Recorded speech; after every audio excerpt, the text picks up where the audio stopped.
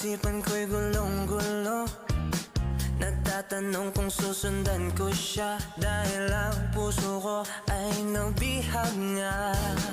Alam mo bang minamahal ko siya, at tunay ang aking nadarama. Kahit ako'y nagmumukhang tanga, ay ayos lang basta kasama siya.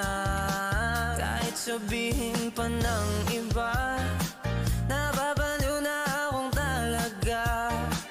Kahit merong ibang nagcha-cha-cha, nagrurumba, nagsasalsa.